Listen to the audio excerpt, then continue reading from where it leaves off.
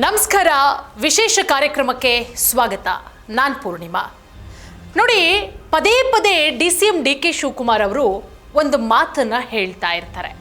ಕಾಂಗ್ರೆಸ್ ಪಕ್ಷ ಶಿಸ್ತಿನ ಪಕ್ಷ, ನಾನು ಶಿಸ್ತಿನ ಸಿಪಾಯಿ ಅಂತ ಹೇಳಿ. ಈಗ ಸಚಿವ ಜಮೀರ್ ಅಹಮದ್ ಖಾನ್ ಅವರು DCM DK ಶಿವಕುಮಾರ್ ಅವರ ಮಾತನ್ನೇ ಅವರಿಗೆ ತಿರುಗಿಸಿದ್ದಾರೆ. ಏನಂತ ನೋಡಿ, ಈಗ ಸದ್ಯಕ್ಕೆ ರಾಜಕೀಯ ವಲಯದಲ್ಲಿ, ಅದರಲ್ಲೂ ಕಾಂಗ್ರೆಸ್ ಪಾಳ್ಯದಲ್ಲಿ ಕೇಳಿಬರ್ತಾ ಇರುವಂತಹ ವಿಚಾರ, ಶಿಸ್ತನ್ನ ಉಲ್ಲಂಘನೆ ಮಾಡಿದ್ದಾರೆ ಜಮೀರ್ ಅವರು. ಕಾಂಗ್ರೆಸ್ ಪಕ್ಷ ಏನು ಹೇಳಿತ್ತೋ ಆ ಕೆಲಸ ಮಾಡಿಲ್ಲ, ಕಾಂಗ್ರೆಸ್ ಪಕ್ಷ ವಿರೋಧಿ ಚಟುವಟಿಕೆಯನ್ನ ಮಾಡಿದ್ದಾರೆ ಜಮೀರ್ ಅವರು. ಹಾಗಾಗಿ ಜಮೀರ್ ಅವರ ತಲೆದಂಡ ಆಗಲೇಬೇಕು ಅಂತ ಹೇಳಿ ಒಂದು ಬಣ ಕಾಯ್ತಾ ಕೂತಿದೆ. ಹೈಕಮಾಂಡ್ಗೆ ಪತ್ರದ ಮೇಲೆ ಪತ್ರವನ್ನ ಕೂಡ ಬರೀತಾ ಇದೆ. ಆದರೆ ಜಮೀರ್ ಅವರು ಏನು ಹೇಳಿದ್ದಾರೆ ಗೊತ್ತಾ? ನಾನು ಯಾರು ಪದೇ ಪದೇ ಪಕ್ಷಕ್ಕೆ ಶಿಸ್ತಿನ ಸಿಪಾಯಿ ಅಂತ ಹೇಳ್ತಾ ಇರ್ತಾರೋ ಅವ್ರಿಗೇನು ಹೇಳಿದಾರೋ ಅದೇ ಕೆಲಸ ಮಾಡಿರೋದು. ಪಕ್ಷ ಏನು ಹೇಳಿದ್ಯೋ ಇಲ್ಲಿಯವರೆಗೂ, ಈ ಕ್ಷಣದವರೆಗೂ ಕೂಡ ನಾನು ಅದೇ ಕೆಲಸ ಮಾಡ್ಕೊಂಬಂದಿದ್ದೀನಿ. ನಾನು ಯಾವುದೇ ಪಕ್ಷ ವಿರೋಧಿ ಚಟುವಟಿಕೆ ಮಾಡಿಲ್ಲ, ಶಿಸ್ತು ಪಾಲನೆ ಮಾಡಿದ್ದೀನಿ. ನಾನೆಲ್ಲೂ ಕೂಡ ಅಶಿಸ್ತನ್ನು ಪ್ರದರ್ಶನ ಮಾಡಿಲ್ಲ. DCM DK ಶಿವಕುಮಾರ್ ಅವರ ಶಿಸ್ತಿನ ಅಸ್ತ್ರವನ್ನು ಅವರಿಗೆ ತಿರುಗಿಸಿದ್ದಾರೆ ಶಾಸಕ ಸಚಿವ ಜಮೀರ್ ಅಹಮದ್ ಖಾನ್ ಅವರು. ಈ ವಿಚಾರ ಎಲ್ಲಿಂದ ಶುರುವಾಗಿದ್ದು? ದಾವಣಗೆರೆ ಬೈ ಎಲೆಕ್ಷನ್ನಿಂದ. ಚುನಾವಣೆ ಯಾವಾಗ ಮುಗಿಯುತ್ತೋ ಆಗಿಂದನೇ ಶುರುವಾಗುತ್ತೆ.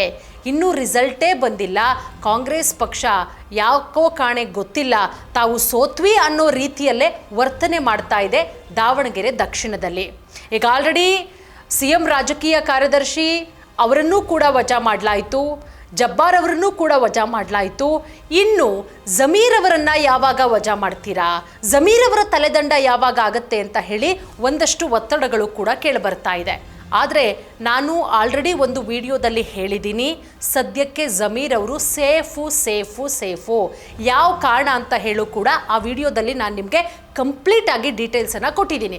ಯಾರು ಇನ್ನೂ ಆ ವಿಡಿಯೋವನ್ನು ನೋಡಿಲ್ಲ, ನೀವು ನಮ್ಮ ಪೇಜ್ಗೆ ಹೋಗಿ ಸರ್ಚ್ ಮಾಡಿದ್ರೆ ಜಮೀರ್ ಸೇಫ್ ಅನ್ನುವಂಥ ಒಂದು ವಿಡಿಯೋ ಬರುತ್ತೆ. ಏನು ಕಾರಣ, ಯಾವ ಕಾರಣಕ್ಕೋಸ್ಕರ ಕಾಂಗ್ರೆಸ್ ಹೈಕಮಾಂಡು ಜಮೀರ್ ಅವರನ್ನು ಉಳಿಸ್ಕೊಳ್ಳುತ್ತೆ ಸಂಪುಟದಲ್ಲಿ ಅನ್ನೋದ್ರ ಬಗ್ಗೆ ಡೀಟೈಲ್ ಆಗಿ ಅದರಲ್ಲಿ ನಾನು ವಿವರಿಸಿದ್ದೀನಿ. ನೋಡಿ, DKಶಿ ಹೇಳ್ತಾ ಇರುವಂತಹ ಶಿಸ್ತನ್ನೇ ನಾನು ಫಾಲೋ ಮಾಡ್ತಾ ಇದ್ದೀನಿ ಅಂತ ಹೇಳಿದ್ದಾರೆ. ಅದರ ಜೊತೆಗೆ ಜಮೀರ್ ಅಹಮದ್ ಖಾನ್ ಪಾರ್ಟಿ ಶಿಸ್ತಿನ ಪಂಚು ಕವಲುದಾರಿಯಲ್ಲಿ ಈಗ ಕರ್ನಾಟಕ ಕಾಂಗ್ರೆಸ್ಸು ಸಿಕ್ಕಾಕೊಂಡಿರೋದು. ನಾನು ಆಗಲೇ ಹೇಳಿದೆ ನಿಮಗೆ, ಪಾರ್ಟಿಯಲ್ಲಿ ಶಿಸ್ತು ಮುಖ್ಯ ಅಂತ ಹೇಳಿದರು, ಅದನ್ನು ನಾನು ಪಾಲಿಸ್ತಾ ಇದ್ದೀನಿ. ಯಾಕೆ? ಪಾರ್ಟಿ ನನಗೆ ಹೇಳಿತ್ತು ಕೇರಳಕ್ಕೋಗಿ ಚುನಾವಣೆ ಪ್ರಚಾರ ಮಾಡುವಂತ ಹೇಳಿ. ಅದರಂತೆ ಚಾಚು ತಪ್ಪದೆ ನಾನು ಕೇರಳದಲ್ಲಿ ಚುನಾವಣಾ ಪ್ರಚಾರ ಮಾಡಿದ್ದೀನಿ. ಅದಕ್ಕೆ ಡೀಟೇಲ್ಸ್ ಕೂಡ ಇದೆ. ರೋಡ್ ಶೋಗಳನ್ನು ಮಾಡಿದ್ದೀನಿ, ಪ್ರಚಾರಗಳನ್ನು ಮಾಡಿದ್ದೀನಿ. ನಾನೇನಾದರೂ ಬೆಂಗಳೂರಲ್ಲಿ ಕೂತ್ಕೊಂಡಿದ್ದೀನಾ? ನಾನೇನಾದರೂ ಯಾವುದಾದ್ರೂ ಟ್ರಿಪ್ಪಿಗೆ ಹೋಗಿದ್ದೀನಾ? ಇಲ್ಲ ಅಲ್ವಾ? ಇನ್ನೆಲ್ಲಿ ನಾನು ಪಕ್ಷ ವಿರೋಧಿ ಚಟುವಟಿಕೆ ಮಾಡಿದ್ದೀನಿ? ಅಯ್ಯೋ ಸ್ವಾಮಿ, ಕಾಂಗ್ರೆಸ್ ಪಕ್ಷ ಹೇಳಿತ್ತು ಕೇರಳಕ್ಕೆ ಹೋಗಿ ಚುನಾವಣಾ ಪ್ರಚಾರ ಮಾಡಿ ಅಂತ ಹೇಳಿ, ಅದರಂತೆ ನಾನು ಚುನಾವಣಾ ಪ್ರಚಾರ ಮಾಡಿದೆ. ಕಾಂಗ್ರೆಸ್ ಪಕ್ಷ ಹೇಳಿದ್ರೂ ಕೂಡ ನಾನು ಕೇರಳಕ್ಕೆ ಹೋಗಿ ಚುನಾವಣಾ ಪ್ರಚಾರ ಮಾಡ್ದಲೇ ಬಂದಿದ್ರೆ, ನಾನು ಅಥವಾ ಯಾವುದಾದ್ರೂ ಒಂದು ಟ್ರಿಪ್ಪಿಗೆ ಹೋಗಿದ್ರೆ ಕಾಂಗ್ರೆಸ್ ಪಕ್ಷ ನನ್ನ ವಿರುದ್ಧ ಶಿಸ್ತು ಕ್ರಮ ತೆಗೆದುಕೋಬೇಕು. ಅದನ್ನು ಬಿಟ್ಟು ಈಗ ಯಾಕೆ ನನ್ನ ವಿರುದ್ಧ ಶಿಸ್ತು ಕ್ರಮ ತೆಗೆದುಕೊಳ್ಳುತ್ತೆ? DCM DK ಶಿವಕುಮಾರ್ ಅವರು ಏನು ಶಿಸ್ತು ಅಂತಾರೋ ಅದನ್ನೇ ನಾನು ಪಾಲಿಸಿರೋದು ಅಂತ ಹೇಳಿ ಪರೋಕ್ಷವಾಗಿ ಒಂದು ಕಡೆ ಜಮೀರ್ ಅಹಮದ್ ಅವರು DKಶಿಗೆ ತಿವಿತಾ ಇದ್ದಾರಾ ಮಾತಿನ ಮುಖಾಂತರ ಅನ್ನುವಂತಹ ವಿಚಾರ. ಮತ್ತೊಂದು ಮಾತನ್ನು ಹೇಳ್ತಾರೆ. 5ನೇ ತಾರೀಕು ಬರಬೇಕು ಅಂತ ಹೇಳಿದರು ನಮ್ಮ ಸಾಹೇಬರು CM ಸಿದ್ದರಾಮಯ್ಯ ಅವರು. ಅದರಂತೆ ನಾನು 5ನೇ ತಾರೀಕು ದಾವಣಗೆರೆ ದಕ್ಷಿಣ ವಿಧಾನಸಭಾ ಕ್ಷೇತ್ರಕ್ಕೆ ಚುನಾವಣೆ ಪ್ರಚಾರಕ್ಕೆ ಬರ್ತೀನಿ. SS ಮಲ್ಲಿಕಾರ್ಜುನ್ ಅವರ ಮನೆಗೆ ಬರ್ತೀನಿ, ಊಟ ಕೂಡ ಮಾಡ್ತೀನಿ, ಸಮರ್ಥ್ಗೆ ವೋಟ್ ಹಾಕಿ ಅಂತಲೂ ಕೂಡ ಹೇಳ್ತೀನಿ. ಇಷ್ಟೆಲ್ಲ ಆದ ಮೇಲೆ ನಾನೆಲ್ಲಿ ಪಕ್ಷ ವಿರೋಧಿ ಚಟುವಟಿಕೆಯನ್ನು ಮಾಡಿದೆ? ನಾನೇನು ಕೇರಳಕ್ಕೆ ಹೋಗಿದ್ನಲ್ಲ, ನಾನೇನು ಕೇರಳದಲ್ಲಿ ಮೋಜು ಮಸ್ತಿ ಮಾಡೋದಕ್ಕೆ ಹೋಗಿದ್ನಾ? ಇಲ್ಲವಲ್ಲ. ಕೇರಳದಲ್ಲಿ ನಾನು ಕಾಂಗ್ರೆಸ್ ಪಕ್ಷದ ಪರ KC ವೇಣುಗೋಪಾಲ್ ಅವರ ಪರ ಪ್ರಚಾರ ಮಾಡಿ ತಾನೇ ಬಂದಿದ್ದು. ಹಾಗಾಗಿ ಯಾವತ್ತು ಹೇಳಿದ್ರು ಅವತ್ತೇ ನಾನು ಹೊರಟು ದಾವಣಗೆರೆಗೆ ಬಂದು ಅಲ್ಲೂ ಕೂಡ ಸಮರ್ಥವರ ಪರ ಪ್ರಚಾರ ಮಾಡಿದ್ನಲ್ಲ. ಅದಾದಮೇಲೆ ನಾನು ಬಾಗಲಕೋಟೆಗೆ ಹೋದ್ನಲ್ಲ. ನಾನು ಹೈಕಮಾಂಡ್ ಹೇಳಿದ ಕೆಲಸವನ್ನು ಮಾಡಿದ್ದೀನಿ. ಹಾಗಾಗಿ ನಾನು ಯಾವುದೇ ರೀತಿಯ ತಪ್ಪು ಮಾಡಿಲ್ಲ, ನಾನೆಲ್ಲೂ ಮೋಜು ಮಸ್ತಿ ಮಾಡೋದಕ್ಕೆ ಹೋಗಿಲ್ಲ, ನಾನೆಲ್ಲೂ ಕೂಡ ಅಶಿಸ್ತನ್ನು ಪ್ರದರ್ಶನ ಮಾಡಿಲ್ಲ ಅಂತ ಹೇಳಿದ್ದಾರೆ.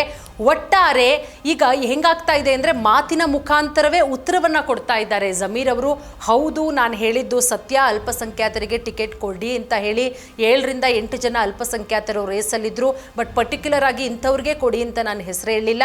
ನೀವು ಕೊಟ್ಟು ನೋಡಿ, ನಾನು ಗೆಲ್ಲಿಸ್ಕೊಂಡು ಬರ್ತೀನಿ, ಗೆಲ್ಲಿಸ್ಕೊಂಡು ಬರಲಿಲ್ಲ ಅಂತ ಹೇಳಿದ್ರೆ ನನ್ನ ಸ್ಥಾನಕ್ಕೆ ನಾನು ರಾಜೀನಾಮೆಯನ್ನು ಕೊಡ್ತೀನಿ ಅಂತ ಹೇಳಿದ್ದು ಕೂಡ ಸತ್ಯ. ಬಟ್ ಟಿಕೆಟ್ ಕೊಡಲಿಲ್ಲ, ಸ್ವಲ್ಪ ಮಟ್ಟಿಗೆ ಬೇಸರ ಆಗಿದ್ದು ನಿಜ. ಬೇಸರ ಆಗಿದೆ ಅಂತ ಹೇಳ್ಬಿಟ್ಟು ನಾನು ಕೇರಳಕ್ಕೋ ಅಥವಾ ಮತ್ತೊಂದು ಕಡೆನೋ ಮಗದೊಂದು ಕಡೆನೋ ಮೋಜು ಮಸ್ತಿಗೆ ಹೋಗಿದ್ರೆ ಹೌದಪ್ಪ, ನೀವು ಶಿಸ್ತು ಕ್ರಮ ತೆಗೆದುಕೋಬೇಕು. ಬಟ್ ಪಕ್ಷ ಏನು ಹೇಳಿದೆ ಇಲ್ಲಿಯವರೆಗೂ ಕೂಡ ನಾನು ಅದಕ್ಕೆ ನಿಷ್ಠೆಯಿಂದ ಇದ್ದೀನಿ ಅಂತ ಹೇಳಿದ್ದಾರೆ. ಅದರ ಜೊತೆಗೆ ಅವರ ಮಾತಲ್ಲಿ ಸ್ವಲ್ಪ ಮಟ್ಟಿಗೆ ವ್ಯಂಗ್ಯ ಮಿಶ್ರಿತವಾಗೂ ಕೂಡ ಮಾತಾಡಿದ್ದಾರೆ. ಸೊ ಅದು ಯಾರಿಗೆ ಹೇಳಿದ್ದಾರೆ ಅನ್ನೋದು ಕೂಡ ರಾಜ್ಯದ ಜನರಿಗೂ ಕೂಡ ಗೊತ್ತು. ರಾಜ್ಯದ ಜನರು ಯಾರು ಕೂಡ ದಡ್ಡರಲ್ಲ. ಒಟ್ಟಾರೆ ಈಗ ಹೈಕಮಾಂಡು ಜಮೀರ್ ಅವರ ವಿರುದ್ಧ ಏನು ನಿರ್ಧಾರವನ್ನು ತೆಗೆದುಕೊಳ್ಳುತ್ತೆ, ಏನಾಗಬಹುದು ಈ ವಿಚಾರ ಎಲ್ಲವನ್ನ ಕೂಡ ಕಾದು ನೋಡಬೇಕಾಗತ್ತೆ.